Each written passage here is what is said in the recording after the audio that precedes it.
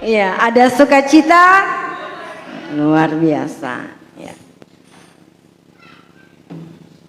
Ketika saudara dan saya masuk dalam hadirat Tuhan, otomatis kita akan dipenuhkan dengan Roh Kudus. Ya. Dan orang yang dipenuhkan dengan Roh Kudus, ya pasti nampak yang pertama di wajah. Ya, sukacita. Yang kedua nampak di perkataan.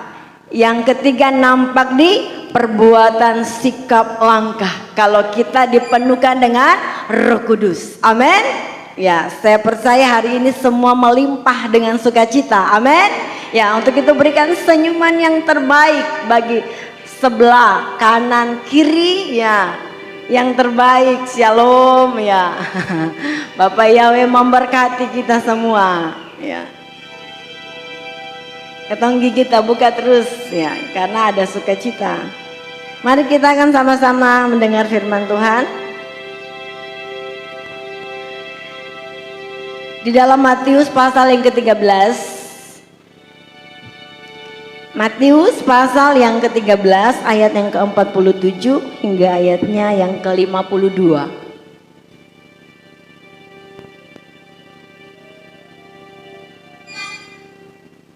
Matius 13 ayat 47 hingga ayatnya yang ke-52. Jika Bapak Ibu jemaat Tuhan, jemaat Bapak Yahweh sudah menemukannya, saya mengundang kita semua untuk bangkit berdiri untuk menghormati firman dibacakan.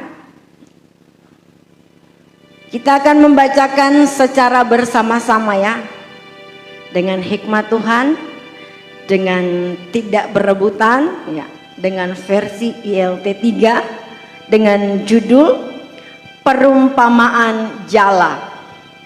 Dalam nama Yesus Mashiach 2:3. Lagi kerajaan surga itu seumpama sebuah jala yang ditebarkan ke dalam laut dan menjaring berbagai jenis ikan, yang ketika dia telah terisi penuh dengan menyeretnya ke pantai dan duduk, mereka mengumpulkan yang berharga ke dalam pasu dan membuang keluar yang tidak berharga. Demikianlah akan terjadi pada akhir zaman. Malaikat-malaikat akan keluar dan memisahkan yang jahat dari tengah-tengah yang benar, dan mereka akan melemparkannya ke dalam tungku api. Di sana akan ada tangis dan kertak gigi. Yesus berkata kepada mereka, "Mengertikah kamu semuanya ini?" Mereka berkata kepadanya, "Ya Tuhan." Dan dia berkata kepada mereka, "Sebab itu setiap ahli kitab yang telah dijadikan murid bagi kerajaan surga, dia itu seumpama seorang tuan rumah yang mengeluarkan hal-hal yang baru dan yang lama dari perbendaharaannya." Sama-sama kita katakan amin, ya. Ya, silakan duduk jemaat Tuhan yang ada saat ini. Kita hari ini firman datang bagi kita semua, ya, tanpa terkecuali tentang perumpamaan jala. Ya, ini adalah suatu perumpamaan yang Tuhan Yesus Mashiach sendiri berbicara kepada banyak orang, ya, di pinggir pantai. Yesus Mashiach naik di atas perahu dan banyak orang itu ada di pinggir pantai dan begitu banyak, dan Yesus Mashiach mengajarkan banyak hal tentang kerajaan sorga itu diumpamakan seperti apa. Dan salah satu perumpamaan yang Yesus Mashiach ajarkan, salah satunya adalah perumpamaan tentang jala. Ya, jala ini saya tahu bahwa, saya percaya kita semua tahu ini apa arti jala. Jala ini adalah sebuah jaring, ya, alat untuk bisa menangkap ikan. Biasanya dipasang, ya, di laut, ya, nanti ikan-ikan dia datang baru diangkat jala itu dan ikan itu, ya. Dan firman Tuhan di sini mencatat bahwa ketika Yesus Mashiach berbicara dalam perumpamaan tentang kerajaan surga itu seperti apa, Yesus Mashiach mengatakan bahwa kerajaan surga itu seumpama dengan jala yang ditebarkan di laut, ya, dan menjaring berbagai jenis ikan. Dan ketika jala itu terisi penuh, akan diambil, ditarik, dan ketika diambil itu nanti dipilih kembali. Dipilih lagi mana yang ikan yang berharga. Kalau orang Ambon bilang ikan-ikan yang mahal itu ikan-ikan garopa ya. Ikan-ikan apa lagi yang mahal-mahal ini? Kuda ya. Nanti ketika ada masuk tuh ikan gete-gete ya. Ada masuk ikan-ikan puri kecil-kecil, buang saja, tidak berharga ya. Jadi yang ambil tuh ikan yang besar-besar, yang mahal, yang berharga. Sedangkan yang murah itu dibuang saja. Ya. Itu perumpamaan tentang kerajaan sorga. Dan di ayatnya yang ke 49 mengatakan, demikian akan terjadi pada akhir zaman, malaikat-malaikat akan keluar dan memisahkan yang jahat dari tengah-tengah yang benar. Ya, ini perumpamaan ya, tetapi perumpamaan ini pasti dia akan orang yang akan mencari kebenaran firman Tuhan, dia akan tetap mencari apa artinya. Dan orang yang asa bodoh, dia yang mengerti, ya biar saja saya tidak memahami. Nah, di sini Tuhan mengajarkan saudara dan saya bagaimana menjadi orang yang berharga dan orang yang tidak berharga. Ya. Orang yang berharga itu adalah bagaimana kehidupan saudara dan saya itu bermanfaat. Ketika kita sudah ada dalam lahir baru, ya ini kita berbicara tentang orang yang lahir baru ya, yang sudah ada di halaman. Kalau yang di luar halaman itu tidak bisa saya sampaikan karena kita semua yang ada di sini adalah orang-orang yang ada di halaman sampai ke gereja terpilih. Karena saya khotbah bagi Bapak Ibu, saya tidak khotbah bagi yang di luar. Jadi kita berbicara tentang orang-orang yang ada di halaman dan kamar suci dan kamar maha suci. Ya. Untuk itu firman Tuhan datang bagi saudara dan saya, bagaimana kita itu berharga. Ketika saudara dan saya sudah diselamatkan, kita dipanggil ya, kita dipilih ya dari sekian banyak orang, ya. Kita ada dalam lahir baru, ya. Kita ada dalam lahir baru tanda pertobatan. Nah, sampai di halaman sini ya, ketika kita sampai di halaman sini, apa tindakan kita selanjutnya? Ya. Kita harus masuk di kamar masuci. Ya. Dan di kamar masuci itu ada baptisan roh, kepenuhan roh, ada karunia-karunia roh ya. Ada buah-buah roh, ada jawatan Tuhan, ada karunia-karunia roh. Buah-buah roh berbicara tentang kehidupan saudara dan saya yang mau bermanfaat bagi orang lain. Ya. Jadi orang yang berharga di mata Tuhan adalah hidup orang itu dia bermanfaat. Hidup orang itu dia ada dampak yang positif bagi orang lain atau sekelilingnya. Atau dimanapun dia berada, dia membawa dampak positif. Ya. Karena dia tahu bahwa harus dia mengeluarkan buah roh.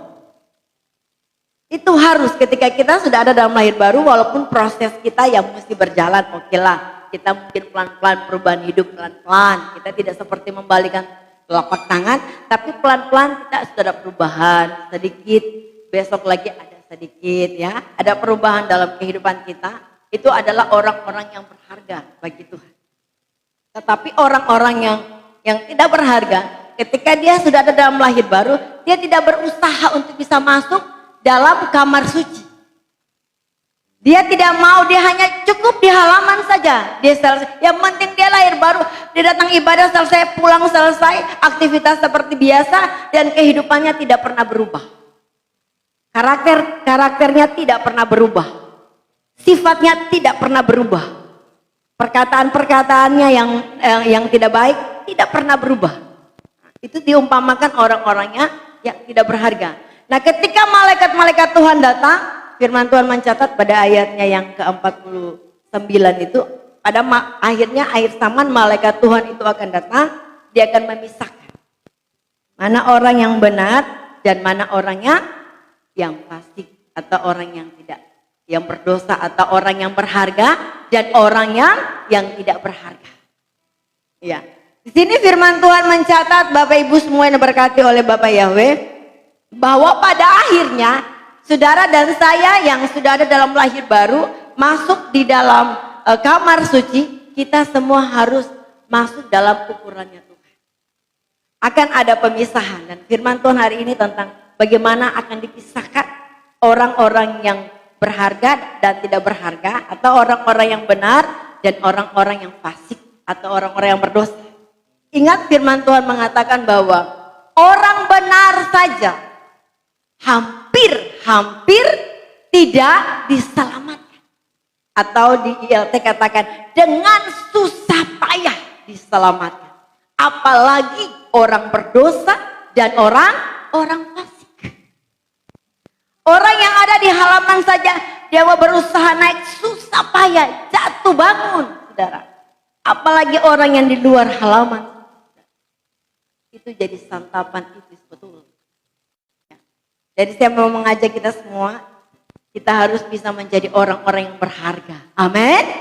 Karena orang-orang yang berharga adalah orang-orang yang setia dan taat kepada Bapa Yahweh. Amin. Amin. Orang yang setia dan taat kepada Bapa Yahweh, setia dan taat itu tidak bisa kita pisahkan. Tidak bisa. Seperti tubuh ya, tanpa roh tidak bisa kita pisahkan. Tubuh tanpa roh kita akan mati. Iman tanpa perbuatan ya adalah sia-sia. Begitupun kesetiaan dan ketaatan tidak bisa dipisahkan.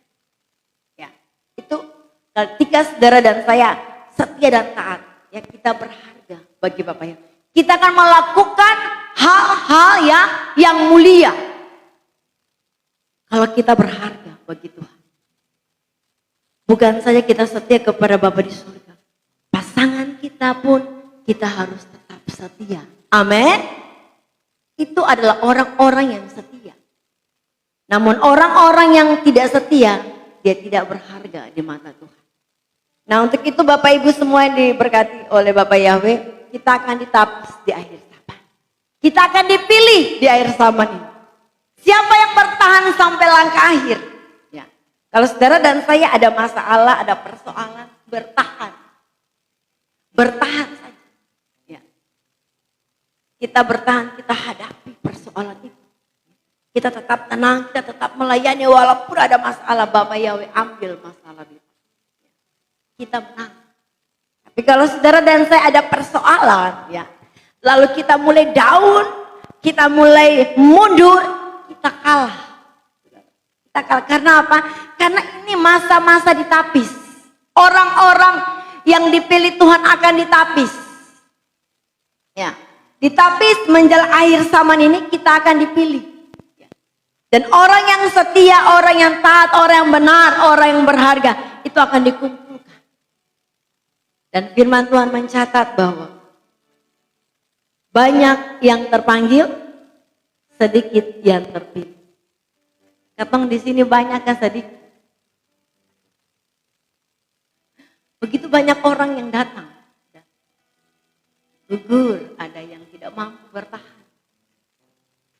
Karena mau jadi orang pilihan itu, dia harus melepaskan keinginan-keinginan duniawi yang dilihat orang nyata. Itu harus lepas dulu. Mau ikut Tuhan tidak gampang. Ikut Tuhan Yesus itu pikul salib dan sangkal diri. Ya. Jadi ketika saudara dan saya ya ada dalam kebenaran, Bapak sudah panggil, Bapak sudah mau menjadi kita sebagai pelayan-pelayan Tuhan. Tetapi ketika saudara dan saya tidak tahan, kita akan dipisahkan. Saya selalu bilang Bapak ini jemaatmu, bukan jemaat saya. Bapak yang bawa mereka datang, Bapak yang tarik mereka datang.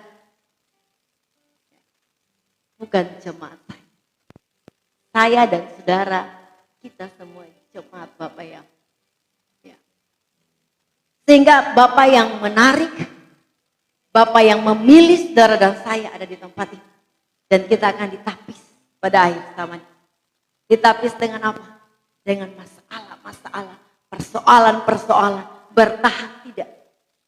Dan dalam firman Tuhan kita baca di dalam Mazmur 1 ayat yang kelima dan yang keenam, yang mengatakan demikian.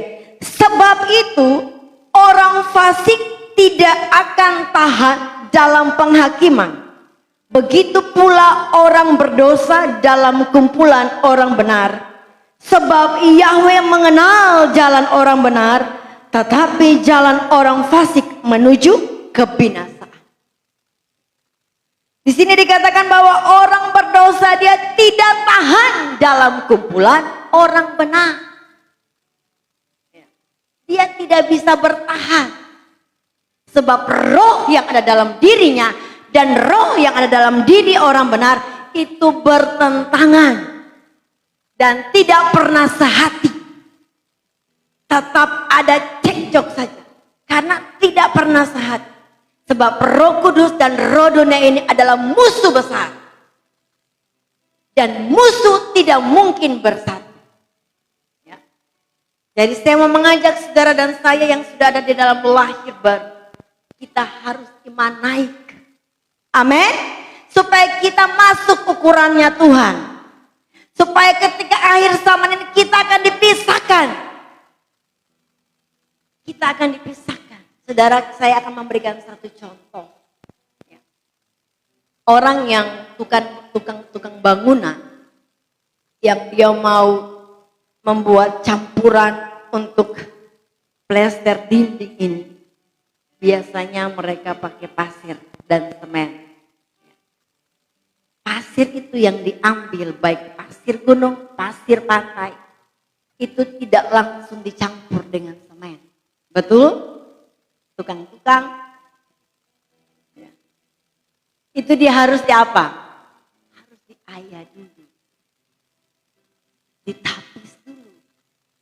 Yang jatuh itu yang halus-halus yang akan dipakai. Dan tidak dipakai yang keras-keras, yang batu-batu, itu dibuang ya. Itu mungkin dipakai untuk campuran lain, tetapi kalau khususnya untuk dinding harus yang halus. Yang kasar-kasar ini berbicara tentang kehidupan kita ya, yang masih hidup menurut keinginan daging ini. Mari kita baca sama-sama di dalam Efesus 4 ayat 26, 29, 31. Saya akan membacakan, Bapak Ibu semuanya bisa mendengarkan. Apabila kamu menjadi marah, janganlah kamu berbuat dosa. Janganlah matahari terbenam sebelum padam amarah. Janganlah ada perkataan kotor keluar dari mulutmu, tetapi pakailah perkataan yang baik untuk membangun, di mana perlu supaya mereka akan mendengarkannya beroleh kasih karunia. Segala kepahitan, kegeraman, kemarahan, pertikaian, dan fitnah hendaklah dibuang dari antara kamu. Demikian pula segala kejahatan. Tetapi hendaklah kamu ramah seseorang terhadap yang lain, penuh kasih mesra dan saling mengampuni, sebagaimana Tuhan di dalam Yesus telah mengampuni kamu. Amin. Ya. Ini adalah batu-batu yang kasar-kasar, yang besar-besar, yang tidak bisa masuk dalam tapisan itu. Ya, adalah segala kepahitan, kegeraman, kemarahan, pertikaian, fitnah, iri hati, dengki, sakit hati, ya, dendam, akar pahit, cemburu, marah yang berlebihan sehingga tidak bisa menguasai diri. Saya tidak pernah bilang Bapak Ibu tidak boleh marah. Kalau salah boleh marah. Tapi kita baca dalam ayat yang 26, apabila kamu menjadi marah, janganlah kamu berbuat dosa.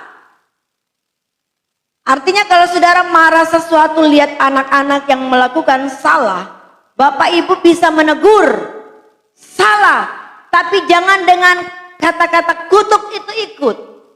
Ya, boleh marah, boleh arahkan. Kalau salah ya harus marah supaya anak-anak tahu itu salah. Tetapi jangan ada kata mutiara yang mengikuti belakang kata-kata itu. Bapak Ibu tahu kata mutiara dari di kebun binatang dari A sampai Z. Itu kata-kata mutiara. Ya. Ada ya yang A kaki pendek, ada B kaki pendek, ya itu biasa ikut kata-kata belakang. Ya kalau emosi naik itu biasa dia ikut. Ya dan saya harap katong jangan marah lalu kata-kata itu lah pambodo, nau-nau, lalu anak jadi pambodo, nau-nau marah. Padahal mama dan bapak suka kasih keluar kata itu, kasih keluar kata kutuk. Jadi Bapak Ibu boleh menegur, Bapak bilang tidak, tapi jangan kita berbuat dosa dan jangan kita marah itu sampai bulan-bulan, tahun-tahun, ya katang sendiri yang rugi. Boleh kita marah tapi jangan sampai matahari terbenam. Amin. Ya, saya ini satu orang kalau marah dulu sebelum bertobat paling lama, sampai 5 hari baru saya bisa baik. Itu kehidupan lama saya dulu. Kalau saya marah, kore saja saya boleh. Pokoknya harus jauh gitu. Dan itu butuh proses yang lama. Sekitar 4-5 hari baru saya mau bicara dari itu. Tapi sekarang walaupun ketika saya marah saya diam lalu sudah. Karena kalau banyak bicara lagi nanti banyak salah. Lebih baik diam. Nah itu berbicara tentang bagaimana saudara dan saya ketika marah ya. Jadi mari kita jangan menjadi seperti ya pasir-pasir yang geros-geros itu, yang besar-besar. Itu harus kita buang. Amin. Tapi biarlah kita menjadi pasir-pasir yang halus itu. Supaya ketika ditapis kita masuk ukurannya Bapak Yahweh. Amin. Ya, ini akhir zaman Bapak Ibu. Bencana di mana-mana. Dan bisa terjadi kapan saja, di mana saja. Itu semua kita tidak tahu. Tetapi Bapak Yahweh datang memberitahukan kepada kita akan terjadi. Kemarin saya diingatkan oleh Nona Justin juga tentang penyataan Tuhan yang terjadi di Turki dan Suriah. Diperlihatkan Tuhan gedung-gedung yang tinggi, tapi tidak tahu gempa bumi itu di mana.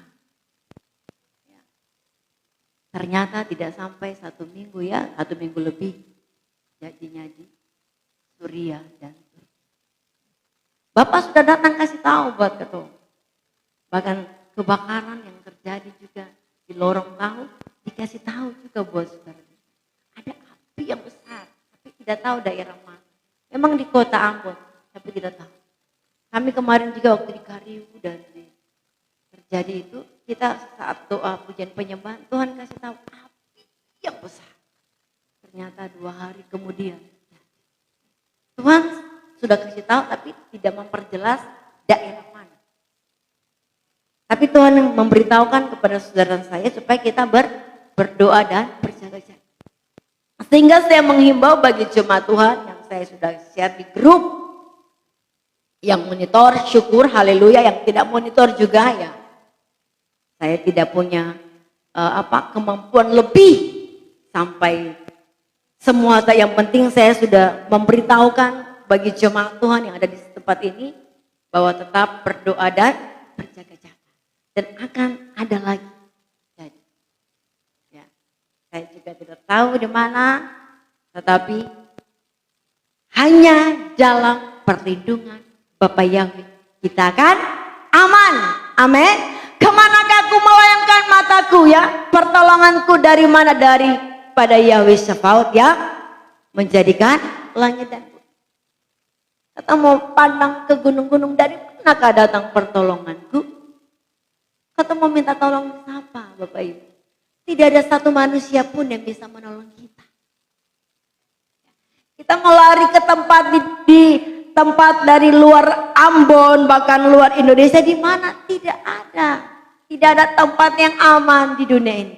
Semua tempat akan dilanda bencana.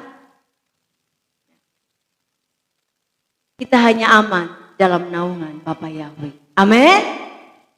Makanya kita harus masuk ukurannya Bapak. Kalau kita tidak masuk dalam ukurannya Bapak Yahweh, bagaimana kita bisa aman dalam perlindungan Bapak Yahweh? Ya. Sebab orang yang akan masuk dalam perlindungan Bapa Yahweh orang-orang yang bersih tangannya, murni hatinya, yang bisa masuk dalam ukuran Bapa dan tidak bersumpah palsu. Ada 3 hal. Ya, ketika saudara dan saya aman dalam perlindungan Bapa Yahweh, ya.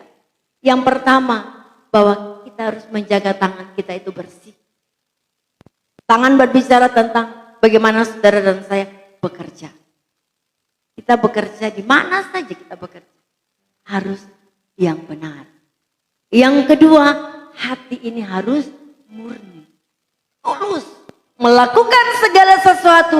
Tidak ada motivasi tertentu, ada U di balik B, tidak. Tapi kita mau mengerjakan segala sesuatu itu karena memang Tuhan mau kita mengerjakan yang baik. Ini berbeda. Kalau kita mau melakukan sesuatu karena ada maksud-maksud tujuan untuk kepentingan pribadi, itu berbeda. Dan yang berikut adalah kita tidak bersumpah palsu. Bersumpah palsu artinya kita berdusta. Berdusta, berbohong. Ya, untuk menutupi kesalahan-kesalahan kita berbohong. 3 hal ini yang harus saudara saya miliki. Supaya apa? Supaya kita bisa naik ke gunung Tuhan. Amin. Supaya kita bisa naik ke gunungnya Bapa Yahweh, tempat perlindungan Bapa Yahweh. Siapakah yang dapat naik ke gunung Yahweh? Yaitu orang-orang yang bersih tangannya, murni hatinya, dan tidak bersumpah palsu. Kita masuk ukurannya Bapak Yahweh. Apakah Tuhan mau menggoncangkan Ambon dulu berorang setia kepada Tuhan? Saya masih teringat 23 tahun yang lalu Ambon diguncangkan dengan syarat. Kita hanya bisa daerah ini saja, tidak bisa ke daerah yang lain. Setiap malam di lorong-lorong orang berdoa. Kerusuhan selesai, top berdoa. Orang cari Tuhan cuma karena takut, cari Tuhan cuma karena takut mati. Tapi bukan cari Tuhan karena mau salam. Cuma karena takut mati, datang cari Tuhan. Saya katakan bagi ketemu semua yang ada jemaat Tuhan yang ada. Kematian orang benar itu berharga. Amin. Berharga. Tapi kematian orang fasik dan orang berdosa itu tidak berharga. Ya, tidak berharga. Dan kematian orang benar itu adalah suatu keuntungan yang besar. Tapi kematian orang fasik dan orang berdosa suatu kerugian yang besar. Karena mereka akan mendapatkan kematian kekal selamanya. Rugi dan tidak ada kesempatan untuk bisa berbalik. Tetapi kalau kematian orang-orang benar, saudara, untung. Sebab dia akan mendapatkan kehidupan yang kekal untuk selama-lamanya. Dan pilihan Bapa selalu memberikan kita pilihan setiap hari ketika kita bangun pagi. Kita akan tetap diperhadapkan dengan pilihan kutuk atau berkat. Setiap pagi kita bangun, kita sudah diperhadapkan dengan pilihan. Mau melakukan yang baik atau yang tidak baik. Dan saya sangat mengharapkan Bapak Ibu semua jemaat Tuhan yang ada di tempat jemaat Bapak Yahweh. Ketika kita ada dalam persekutuan yang indah seperti ini. Kita keluarga. Kita juga ada di surga. Sama-sama dalam satu keluarga. Amin. Kehidupan kekeluargaan kita secara jasmani. Dia hanya sampai di kampung Talantang. Bapak Ibu tahu, jemaat Tuhan tahu apa kampung Talantang? Ya, itu. Ya, yang ada di Benteng Kuda Mati. Itu adalah kampung Talantang. Semua orang tidak bisa berdiri, semua orang talantang di situ. Yang sudah menjadi mayat-mayat ya, itu kampung Talantang. Persaudaraan kita secara jasmani itu saja kita jaga. Saling menjaga, menyayangi. Namun itu belum tentu kita akan tetap ada dalam persaudaraan. Ketika kita sudah ada di kampung Talantang, persaudaraan secara jasmani langsung putus. Cek, putus. Selesai. Tapi persaudaraan kita secara rohani, kita jalin indah di dunia, kita pun akan jalin indah di sorga. Amin. Dan tidak pernah putus. Kalau persaudaraan secara jasmani saja kita sayang, kita saling menolong, kita saling membantu, bahkan mungkin kita bisa tinggal sama-sama serumah. Apalagi persaudaraan kita secara iman.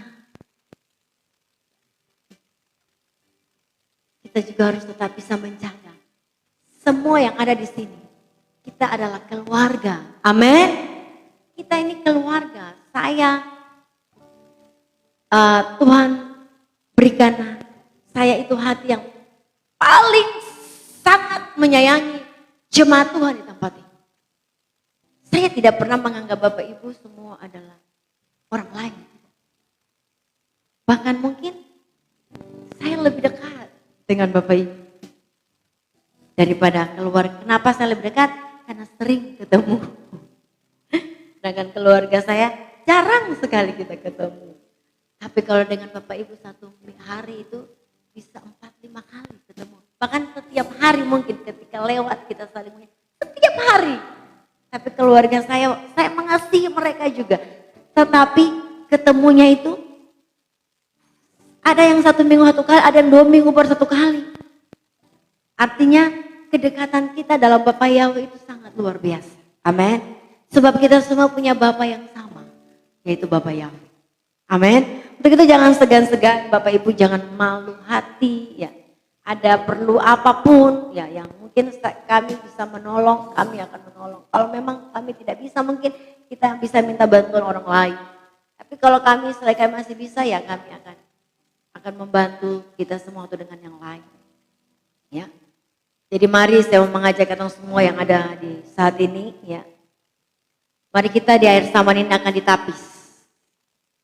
Siapa yang tidak bisa bertahan, dia akan dipisahkan. Dan orang-orang yang berdosa, orang-orang fasik, dia tidak akan bisa bertahan dalam kumpulan orang benar. Dan saat ini saya mau mengajak kita semua, mari kita semua yang ada.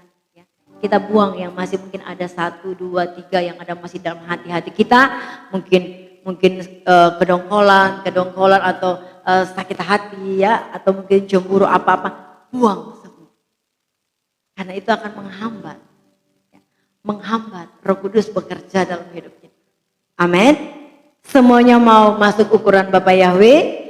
Kita semua mau dipilih Bapak Yahweh untuk masuk dalam kerajaannya. Kita lihat di ayatnya yang terakhir. Dan dia berkata kepada mereka, sebab itu setiap ahli kitab yang telah dijadikan murid bagi kerajaan sorga, dia itu seumpama seorang tuan rumah yang mengeluarkan hal-hal yang baru dan yang lama dari perbendaharaan. Ya, kita baca pada ayatnya yang ke 50. Dan mereka akan melemparkannya ke dalam tungku api. Di sana ada tangis dan kertak gigi. Nah, orang-orang yang tidak dipilih itu dia akan dilemparkan ke tungku api, dan di sana ada ratap tangis dan kertak gigi. Itu berbicara tentang neraka. Ada tangis, ada ratap, dia menangis itu kertak gigi. Ya. Dan penyiksaan di neraka itu kekal. Tidak ada batas waktu, 1 tahun, 2 tahun, tidak ada. Itu selama-lamanya. Jadi tidak ada waktu lagi untuk kita bisa bertobat. Tidak ada lagi. Ya. Kita tidak tahu kita ini waktu sampai kapan. Ya. Dan saya mau mengajarkan kita, jangan kita takut mati. Amin. Kalau Tuhan sudah panggil, jangan takut mati. Karena orang yang takut mati itu adalah orang-orang yang dia belum tahu dia kemana. Orang-orang yang berdosa, orang-orang yang fasik, pasti dia takut karena dia belum tahu beta tempat ini di mana.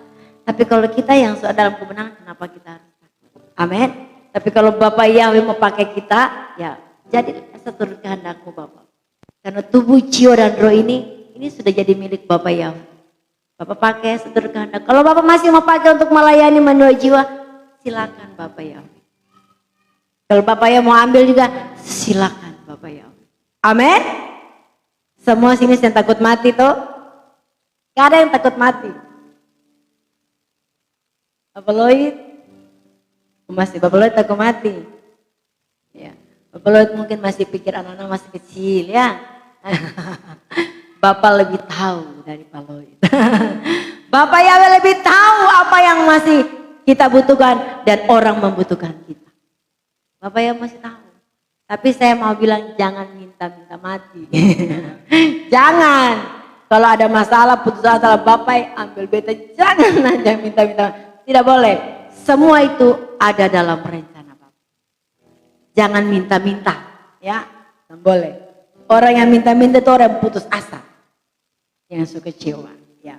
Untuk itu mari lewat firman Tuhan saat ini, saya mau mengajak kita semua untuk berjaga-jaga, amin. Ke depan akan terjadi banyak lagi, kita tetap berwaspada. Berwaspada, berwaspada. Ya, sampai pengangkatan itu tiba, mengangkat saudara dan saya. Amin. Semua mau diangkat, angkat tangan bagi Bapak Yahweh. Kita semua mau diangkat oleh Bapak Yahweh. Haleluya. Kita tundukkan kepala dan kita mengucap syukur.